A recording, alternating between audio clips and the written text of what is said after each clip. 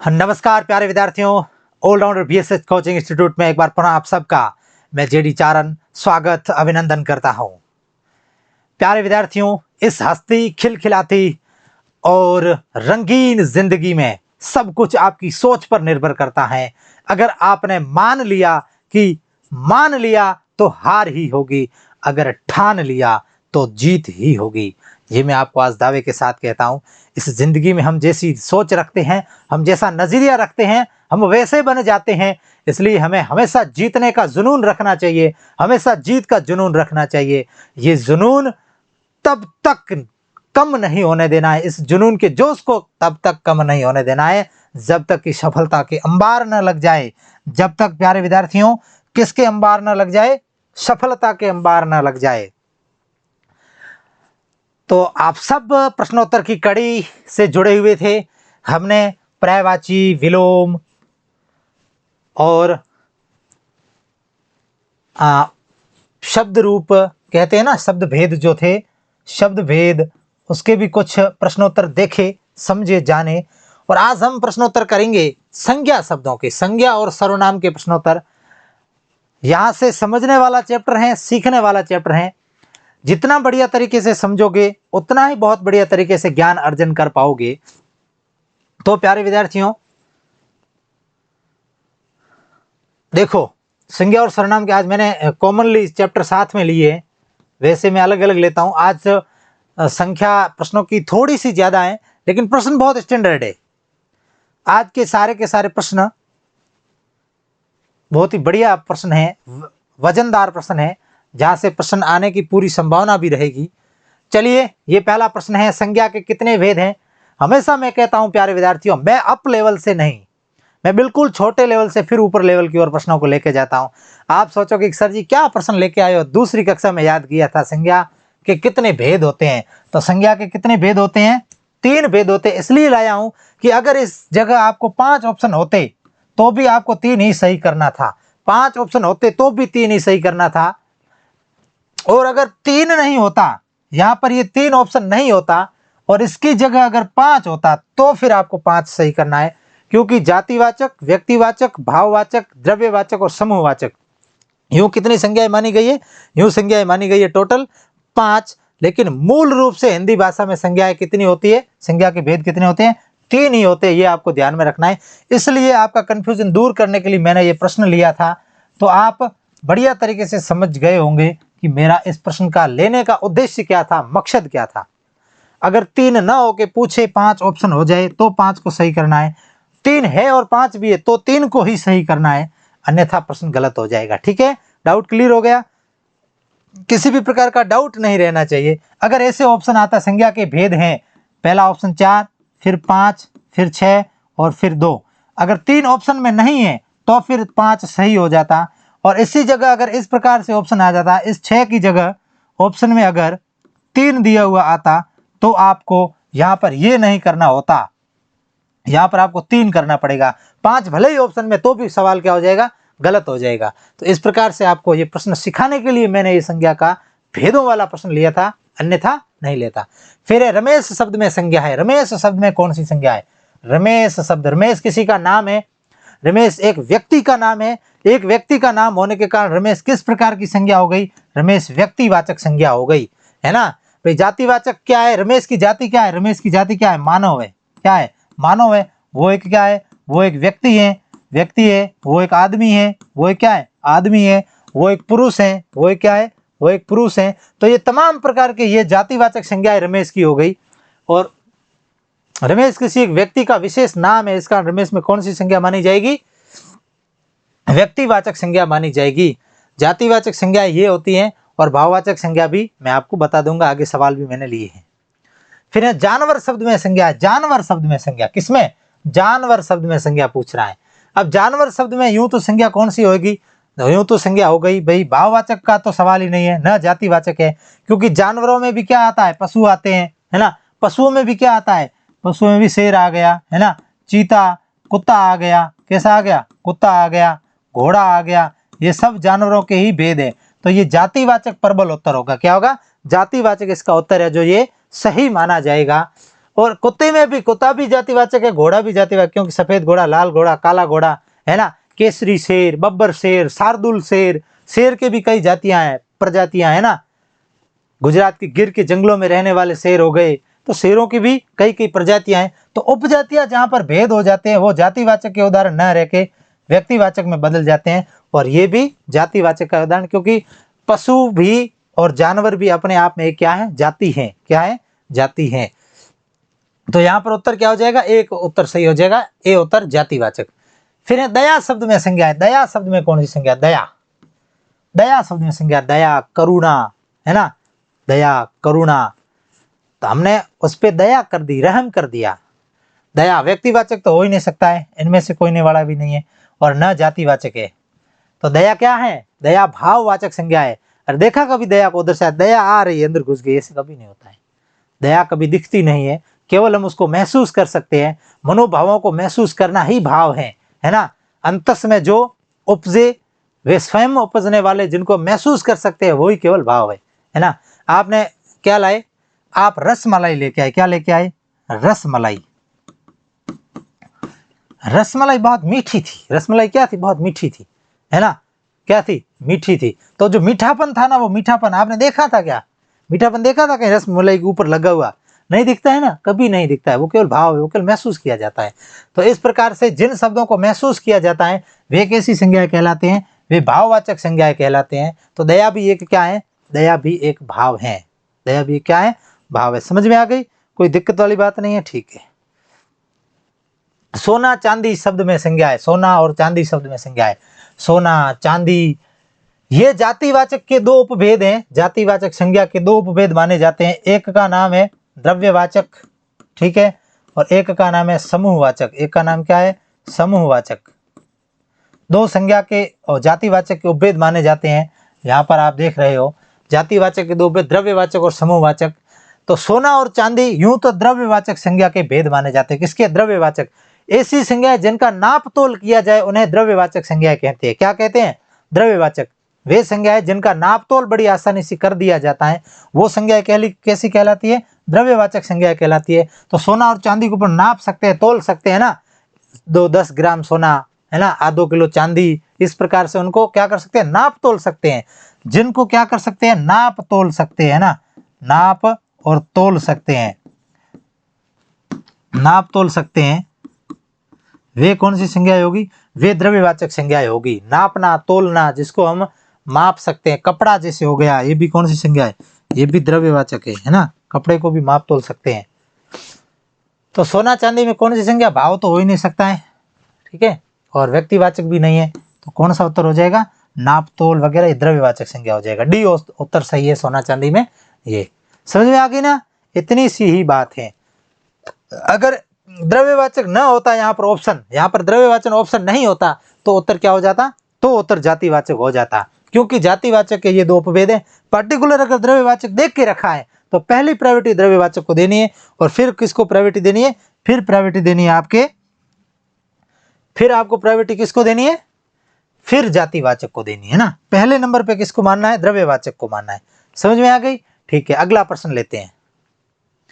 अगला प्रश्न है सेना व विद्यार्थी गण में संज्ञा है। सेना व विद्यार्थी गण में संज्ञा, देखिए सेना व विद्यार्थी गण, वही बात सेम वापिस आ रही है।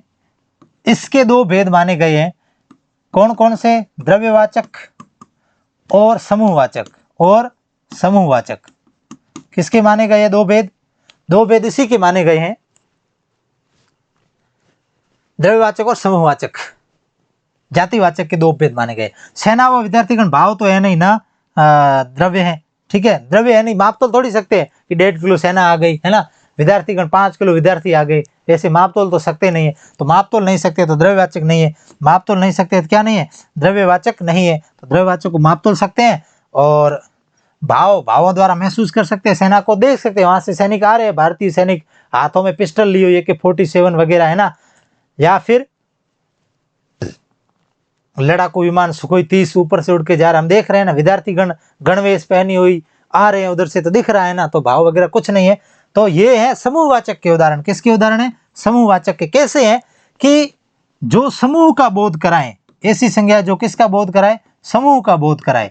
समूह का बोध का मतलब हुआ 2, 3, 4, 5 से ज्यादा की संख्या में जब किसी संख्यात्मक समूह को दर्शाया जाता हो, जैसे सेना में हजारों सैनिक होते हैं, विद्यार्थी गण में हजारों विद्यार्थी होते हैं, तो समूह का बोध कराने वाले शब्दों में कौन सी संज्ञा होती है? समूहवाचक संज्ञा होती है।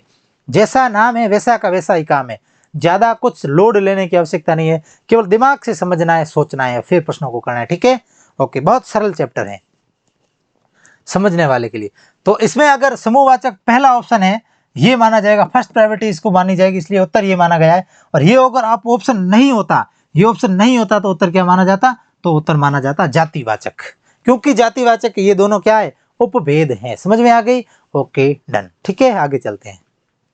असंगत है, प्रश्न को बढ़िया तरीके से पढ़ना है। कभी कभी असंगत संगत में भी कंफ्यूज हो जाते हैं और उत्तर गलत करके आ जाते हैं, घर आके कहते हैं अरे यार ऐसे कैसे कर दिया। तो प्रश्न को बहुत बढ़िया तरीके से पढ़ना है। जातिवाचक संज्ञा पंखा, पंखा जातिवाचक संज्ञा है क्या?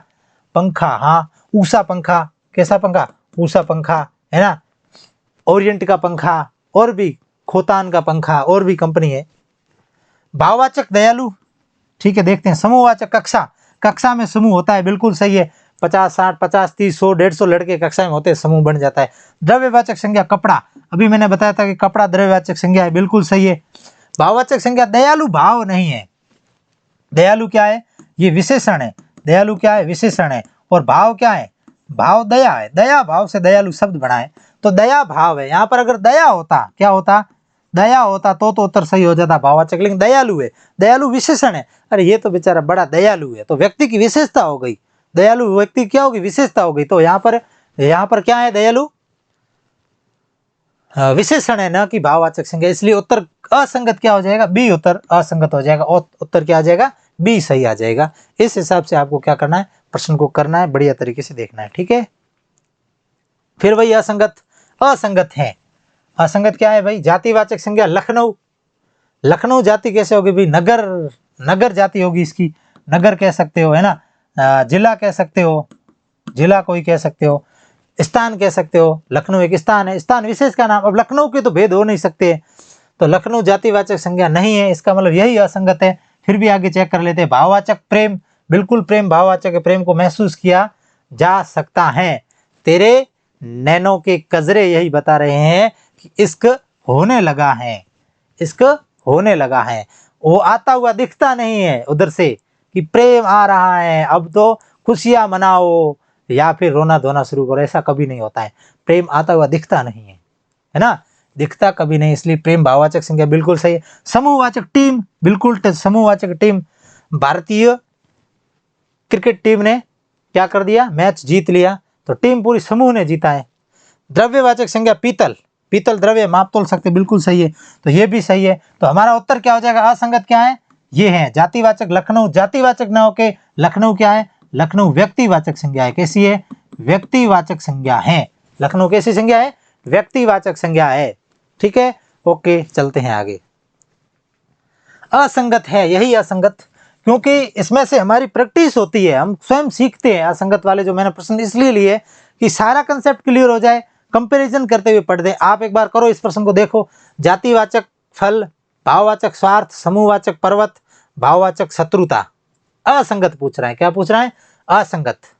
चलिए, फल जातिवाचक है, बिल्कुल सही है। फल में भी नारंगी हो गया, ये व्यक्तिवाचक हो जाएगा, नारंगी, है ना। तरबूज हो गया, क्या हो गया? तरबूज, आम, केला, ये सब जाति की वापिस व्यक्ति बन जाएंगे। ठीक है। भाववाचक स्वार्थ, बिल्कुल स्वार्थ भाववाचक सही है।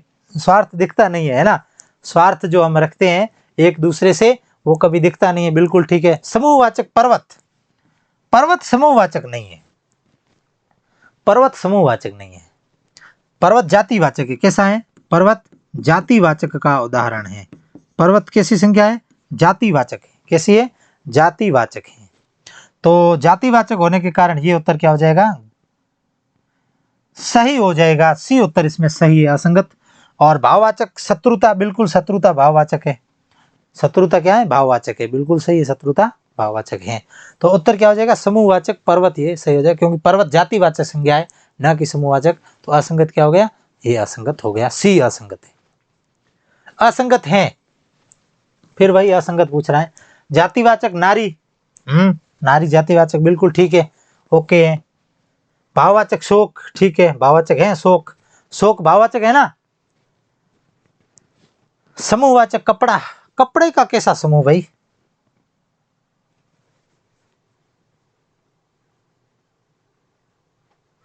कपड़े का समूह कैसा हो गया? होता नहीं है ना।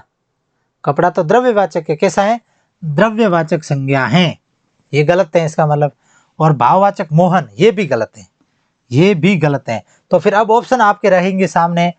ए में ऑप्शन रहेगा, ए में ऑप्शन रहेगा ए बी, बी में ऑप्शन रहेगा बी सी, सी में ऑप्शन रहेगा सी डी, और डी में ऑप्शन रहेगा चारों। क्या उत्तर सही हो जाएगा भाई? असंगत कौन सा है? ये तो असंगत है नहीं, इसका मतलब चलिए ऐसे कर देते हैं, ठीक है। फिर बी और सी भी नहीं है, सी तो है लेकिन बी नहीं है, इसका कारण ये भी नहीं है।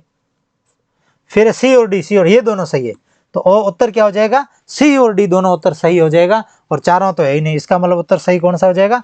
उत्तर हो जाएगा सही सी, उत्तर सही, क्योंकि इस दोनों में असंगत है। ये दोनों समूहवाचक नहीं, द्रव्यवाचक है, और भाववाचक मोहन नहीं, मोहन व्यक्तिवाचक संज्ञा है। मोहन कैसी संज्ञा है? मोहन व्यक्तिवाचक है, क्योंकि किसी व्यक्ति का नाम क्या है? मोहन है। क्या नाम है? मोहन, ठीक है। प्रश्न को और ज्यादा डीप बना सकते हो, और ज्यादा गहरा बना सकते हो, कठिन बना सकते हो, हार्ड बना सकते हो, कोई दिक्कत नहीं है। फिर संगत है। अब देखो संगत पूछ दिया, अचानक से फ्लो चेंज कर दिया। संगत जातिवाचक पापी नहीं है, पापी विशेषण है। पापी एक क्या है? विशेषण, कोई संज्ञा नहीं है, पापी विशेषण है, ये गलत है। भाववाचक चतुर, चतुर भाववाचक नहीं है, चतुर भी विशेषण है, चतुराई भाववाचक है, भाववाचक विशेषण है, ठीक है, ये गया। समूहवाचक क्रोध, अरे क्रोध कहां से समूह आया? क्रोध भाववाचक संज्ञा है, कैसी संज्ञा है? भाववाचक। और भाववाचक आशा, बिल्कुल ये सही है, आशा भाववाचक संज्ञा। आशा, निराशा, हताशा, हमें आशाएं हैं कि आप जरूर अपनी जिंदगी में कामयाब होंगे, आप जिस मेहनत को कर रहे हो उस मेहनत में आपको सफलता मिलेगी, ऐसी हम आशाएं करते हैं, ऐसी हम उम्मीदें करते हैं, और ऐसी उम्मीदें आपके माँ बाप भी करते हैं। कभी उन उम्मीदों को खत्म मत होने देना, उन उम्मीदों को जरूर पूरा करना। हम तो लगे हुए ही हैं, लेकिन आप भी हमारे साथ साथ लगे रहिए। ग्रंथ में संज्ञा है, ध्यानपूर्वक प्रश्न को पढ़ें। ग्रंथ में संज्ञा है, ग्रंथ रामायण, महाभारत, वेद, पुराण, है ना, मालविका अग्निमित्र, स्वप्नवास वदत्तम, अभिज्ञान शाकुंतलम, बहुत सारे ग्रंथ, कितने बताने। तो ग्रंथ में संज्ञा है। भाव तो है ही नहीं, ना समूह है, कोई नहीं है, तो उत्तर क्या हो जाएगा? जातिवाचक। क्योंकि मैंने अभी बोला रामायण, रामायण क्या हो गया? व्यक्तिवाचक संज्ञा हो गया। रामायण की जाति क्या है? रामायण की जाति वो कोई एक क्या है? ग्रंथ है, वो कोई क्या है? एक ग्रंथ है, ठीक है ना। तो ये इतने सवाल अपने किसके थे? इतने सवाल थे हमारे संज्ञा के। और अब आगे जो सवाल आएंगे वो किसके आएंगे? सर्वनाम के। ये आपके सामने रहा सर्वनाम का पहला सवाल, बिल्कुल सरल सवाल है, करो आप इसको फटाफट। सर्वनाम के कितने भेद हैं? सर्वनाम के कितने भेद हैं? करो भाई, सर्वनाम के कितने भेद है?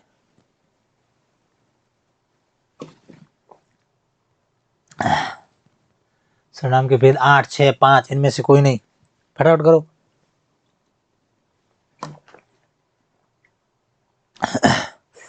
जिसको आता है वो नाम भी बोलो, मन में बोलो।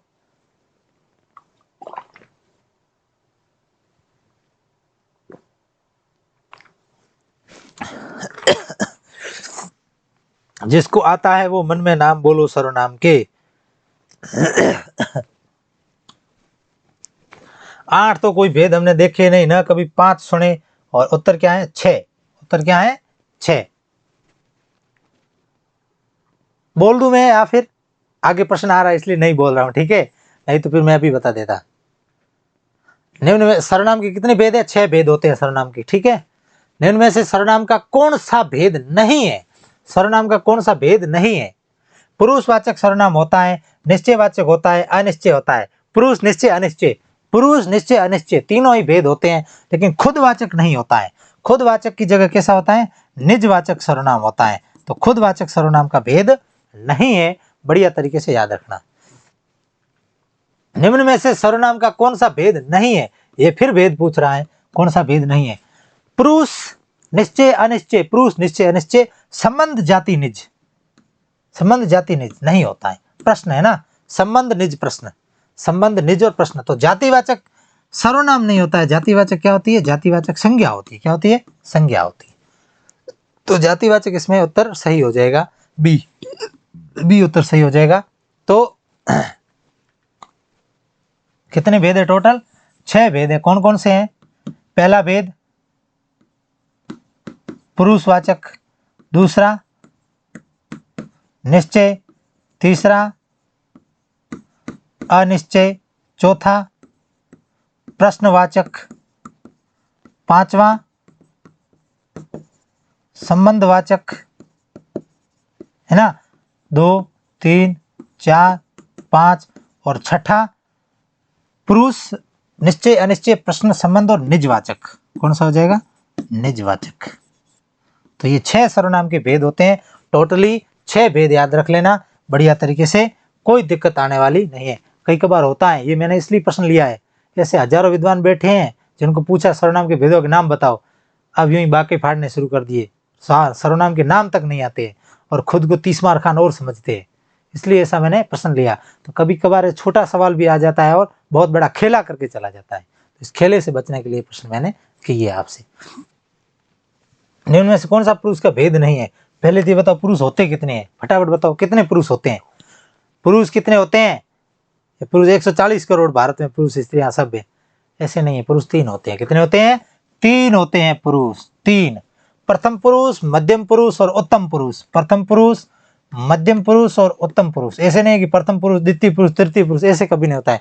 द्वितीय कोई पुरुष नहीं होता है। उत्तर क्या हो जाएगा? सही, सी उत्तर सही हो जाएगा। द्वितीय कोई पुरुष नहीं होता है, तो सी उत्तर सही हो जाएगा। क्या हो जाएगा? द्वितीय पुरुष नहीं होता है। प्रथम पुरुष, मध्यम पुरुष और उत्तम पुरुष। जैसे कि जो बोलने वाला होता है ना, वक्ता बोलने वाला, जैसे कि मैं बोल रहा हूं, ठीक है, मैं क्या कर रहा हूं? बोल रहा हूं, आप मुझे सुन रहे हो। आप मुझे क्या कर रहे हो? आप मुझे सुन रहे हो, ठीक है, आप मुझे सुन रहे हो, मैं बोल रहा हूं, ठीक है, बोलने वाला। तो मैं उत्तम हूं ना, श्रेष्ठ हूं, इसलिए बोल रहा हूं, आप सुन रहे हो, तो मैं उत्तम हूं इसलिए बोल रहा हूं। तो उत्तम पुरुष जो बोलने वाला होता है वो, और जो सुनने वाला होता है, जो सुनने वाला होता है वो मध्यम पुरुष होता है हमेशा। सुनने वाला जो होता है वो हमेशा मध्यम पुरुष कहलाता है। और जिस तीसरे के बारे में चर्चा की जाती हो, किसके बारे में? जिस अन्य के बारे में चर्चा की जाती हो, अन्य के बारे में कहना, अन्य के बारे में कहा जाए तो वो प्रथम पुरुष होगा या अन्य पुरुष। प्रथम पुरुष को एक और नाम से भी पुकारा जाता है। कौन सा नाम है? अन्य पुरुष। कौन सा नाम है? अन्य पुरुष के नाम से भी इसे जाना जाता है। प्रथम पुरुष को अन्य पुरुष के नाम से भी जाना जाता है। अगर नहीं दिख रहा है तो मैं मार्कर भी चेंज कर लेता हूं।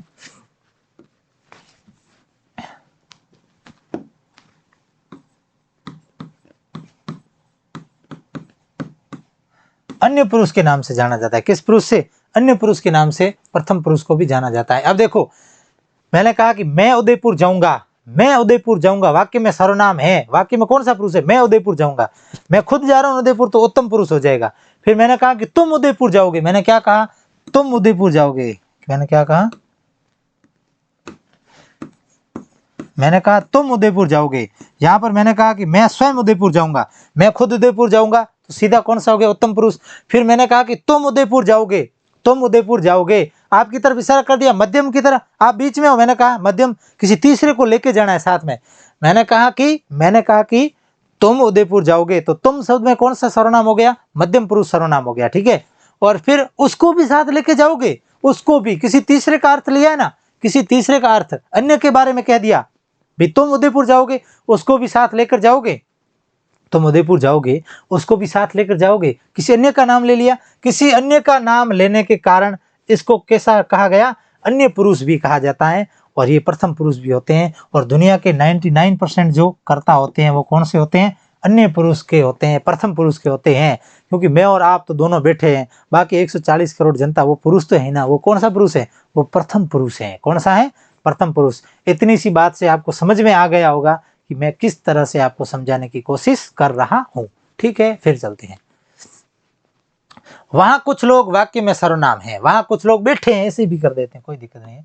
वहां कुछ लोग बैठे हैं। ये लो वाक्य, ठीक है, वहां कुछ लोग बैठे हैं, वाक्य में सर्वनाम है, वाक्य में कौन सा सर्वनाम, वहां कुछ लोग बैठे हैं, कुछ, कोई फिक्स नहीं है, कोई फिक्स नहीं है, इसका मतलब पुरुष से तो गया मामला, कोई फिक्स नहीं है, इसका मतलब निज भी नहीं है, कोई फिक्स नहीं है, ठीक है, निश्चय भी नहीं है, निश्चय होता तो ऐसे होता वहां 10 लोग बैठे हैं, वहां 20 लोग बैठे तो निश्चित हो जाता, वो भी नहीं है, लेकिन अनिश्चय की स्थिति बनी हुई है। किसकी बनी हुई है, अनिश्चय की स्थिति बनी हुई है कि वहां पर कुछ लोग बैठे हैं, वहां पर क्या बैठे हैं, वहां पर कुछ लोग बैठे हैं, है ना, तो क्या हो जाएगा, अनिश्चयवाचक सर्वनाम हो जाएगा, अनिश्चितता का बोध करा है, हमें पता ही नहीं कि वहां पर कौन बैठा है।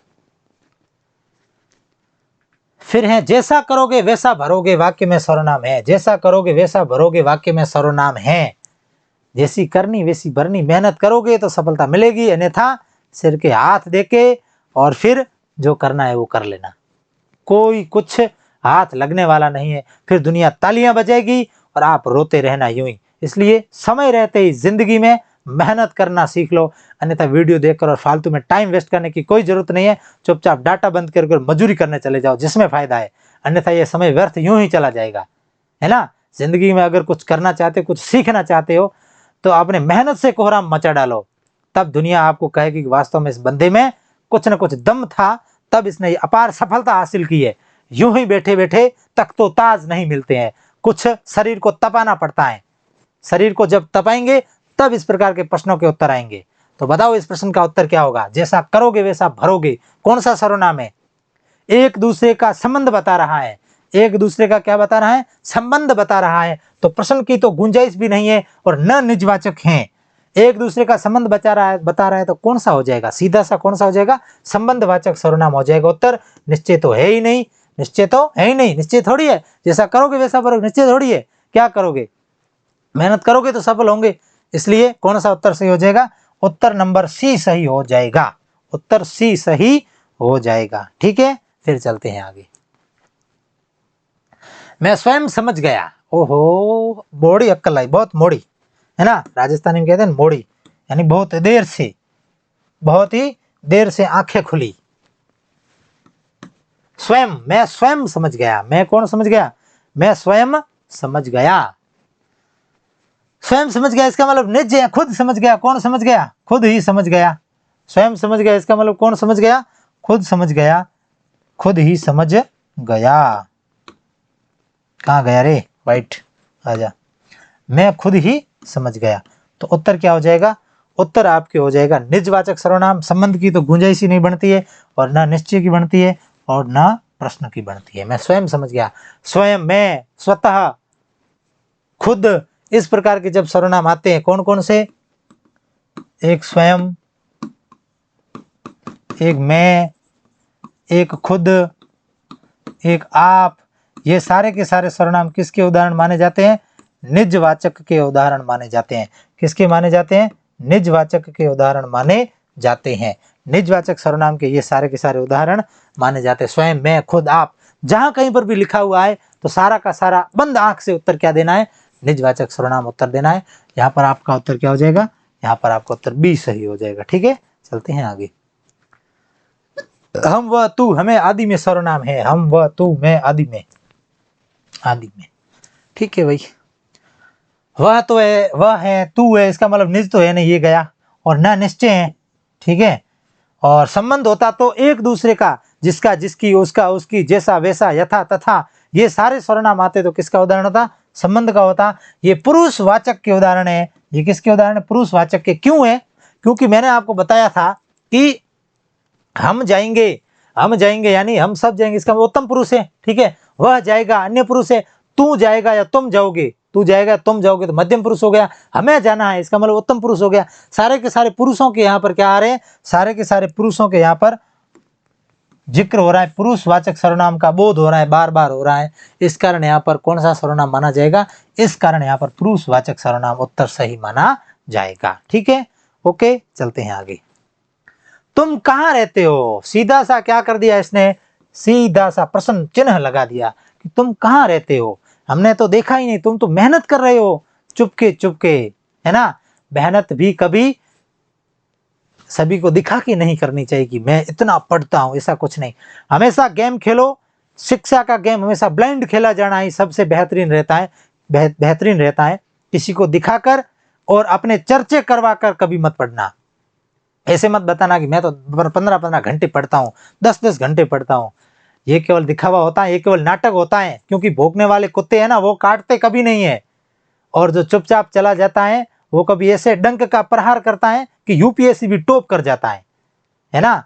तो इस प्रकार से अपने आप को हमेशा ब्लाइंड रखना है और हमेशा क्या करना है, ओपनली नहीं खेलना है, ब्लाइंड खेलना है।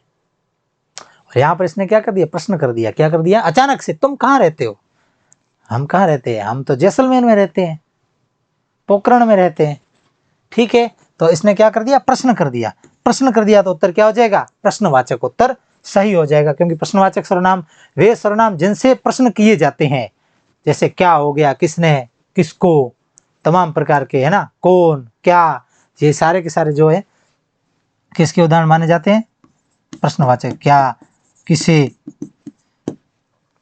किसने, किसको, किसको आदि तमाम प्रकार के। आदि कौन भी हो गया है ना, कौन हो सकता है, कौन, बाहर कौन आया है, ये तमाम प्रकार के जो सर्वनाम है किसके उदाहरण माने जाते हैं, ये प्रश्नवाचक के उदाहरण माने जाते हैं। तो ये तीनों उत्तर नहीं है, उत्तर क्या हो जाएगा, तुम कहाँ रहते हो, वाक्य में सर्वनाम प्रश्नवाचक। ठीक है, कौन सा उत्तर सही है, यहाँ पर उत्तर आपके डी सही हो जाएगा। ओके, चलते हैं आगे। या आप लिखना चाहते हो, देखना चाहते हो, इसको देख लो एक बार।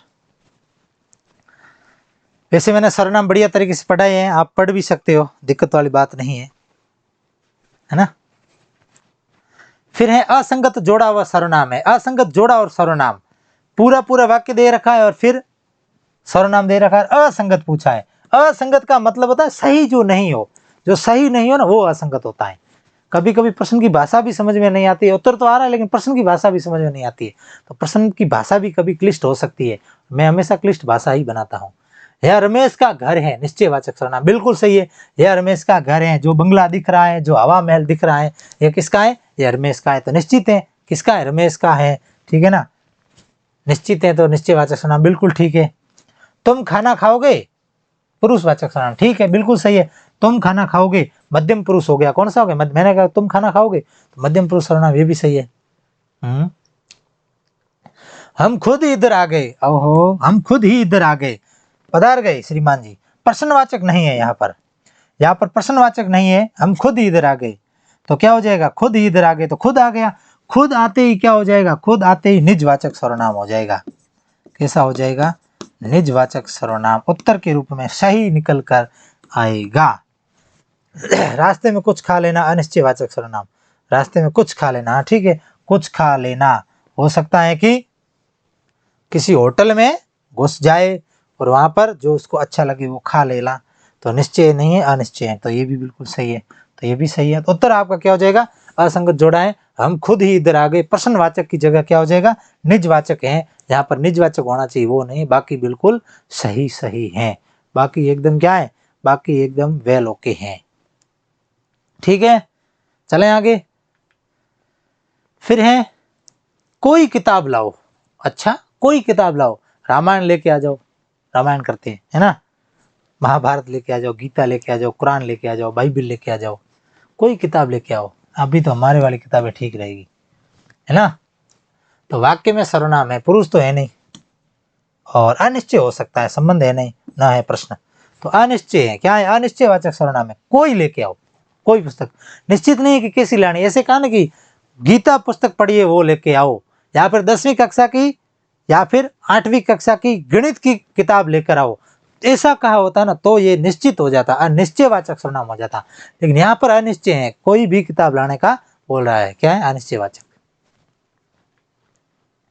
तुम और मोना अच्छे दोस्त हो, क्या बात है, मोना और तुम दोनों ही क्या हो, यू आर जिगरी फ्रेंड हो, दोस्त हो, पक्के दोस्त हो, पक्के हो जो, तो तुम हो, तुम, मैंने इशारा किया कि तुम इशारा किया, तो क्या हो गया, मध्यम पुरुषवाचक। ठीक है, प्रथम पुरुष तो होगा नहीं, और न अनिश्चय है क्योंकि पक्के दोस्त हैं, निश्चित तो होता है ना, अनिश्चय है नहीं क्योंकि पक्के हो गए, न प्रश्न किया है कोई, और यहाँ पर क्या हो जाएगा, ये उत्तर मध्यम पुरुषवाचक सर्वनाम हो जाएगा, क्योंकि अंडरलाइन किसके नीचे है, अंडरलाइन आपके की हुई किसके नीचे है, अंडरलाइन आपके यहाँ पर तुम के नीचे की हुई है, इसलिए तुम में कौन सा सर्वनाम है, तुम में मध्यम पुरुषवाचक सर्वनाम है। ठीक है, ओके मोना जी आगे चलते हैं। कौन सा जोड़ा क्रमशः संज्ञा व सर्वनाम का है? क्रमशः, प्रश्न क्या पूछा है, क्रमशः, ऐसे नहीं कि टूटा फूटा उत्तर देना, कदापि नहीं देना। और कौन सा जोड़ा संज्ञा व सर्वनाम है? बहुत सरल प्रश्न है, मैं कुछ नहीं बताऊंगा इस प्रश्न का उत्तर, ये मैंने केवल आपके लिए लिया है। कौन सा जोड़ा क्रमशः संज्ञा और सर्वनाम? क्रमशः होना चाहिए, पहले संज्ञा होगी फिर सर्वनाम होगा, आगे अगर सर्वनाम दी हो तो वो गलत हो जाएगा, ऐसे मत करना। पहले 2 संज्ञाएं होगी, उसके बाद ओब्लिक है, फिर 2 सर्वनाम है। ऐसे कौन कौन से है बताओ भाई, बताओ बताओ जल्दी बताओ, यूं नहीं छोड़ने वाला हूं, सोचो मन में, उत्तर खोलो। आगरा और आप, आगरा तो है संज्ञा, लेकिन आप संज्ञा नहीं, आप सर्वनाम, ये गलत हो गया, इसका मतलब पहला गलत है। सही बताना है ना कौन सा जोड़ा, हाँ ठीक है। कुत्ता और लोहा संज्ञा है, बिल्कुल, लोहा भी है और कुत्ता भी संज्ञा है, जातिवाचक है और ये द्रव्यवाचक कह सकते हैं। और उन और कोई, ऊन, ऊन हो सकता है, ऊन, इसकी जगह क्या है, ऊन है, ऊन और कोई, ऊन एक संज्ञा है, द्रव्यवाचक ये भी नहीं है, तो ये भी नहीं है। क्या खुद, क्या और खुद, पहले सर्वनाम आगे आने क्या चाहिए थे, पहले संज्ञा आनी चाहिए, इसलिए ये भी नहीं है। क्या और खुद, क्या प्रश्नवाचक सर्वनाम है, खुद निजवाचक सर्वनाम है। जैसा संबंधवाचक सर्वनाम है, भारत एक संज्ञा है, जातिवाचक, जातिवाचक तो नहीं कह सकते हैं, व्यक्तिवाचक, ठीक है। फल सोना, फल संज्ञा है और सोना भी संज्ञा है, सोना द्रव्यवाचक संज्ञा है ना, स्लीपिंग वाला नहीं है ना। और फल क्या है, फल भी संज्ञा है, जातिवाचक। कुछ और कोई, कुछ और कोई दोनों अनिश्चयवाचक सर्वनाम है। इसका मतलब उत्तर कौन सा सही हो जाएगा, डी उत्तर सही हो जाएगा। ईमान की दारी से बताना, ईमान वाली जो दारी है ना, ईमानदारी, उससे बताना कि डी उत्तर किस किसने सही किया था। झूठा मत बोलना, झूठा बोल गया तो बड़ा पाप लगेगा, और गुरु जी के पाप से बढ़कर कोई पाप होता ही नहीं है। तो जिसने ईमानदारी से डी उत्तर सही किया था उसका तो उत्तर सही है, उसके संज्ञा और सर्वनाम क्लियर है, कहीं पर भी भागने की, इधर उधर दौड़ने की आवश्यकता नहीं है। अन्यथा किताब खोलकर अभी तुरंत वीडियो बंद करके और पढ़ना शुरू हो जा, जिसमें ही फायदा है। ठीक है, तो मिलते हैं फिर अगली क्लास में, मनोरंजक तरीके से पढ़ने वाले हैं, सीखने वाले हैं, समझने वाले हैं। चलिए विद्यार्थियों, आपने बहुत बढ़िया तरीके से देखा, आप सबका बहुत बहुत धन्यवाद, कोटि कोटि आभार आप सबका। और हमारा YouTube चैनल और एंड्रॉयड एप्लीकेशन ऑलराउंडर BSS, उसको फ़ोन में इंस्टॉल करो और एंजॉय करो अपनी शिक्षा के साथ जुड़कर। बहुत बहुत धन्यवाद।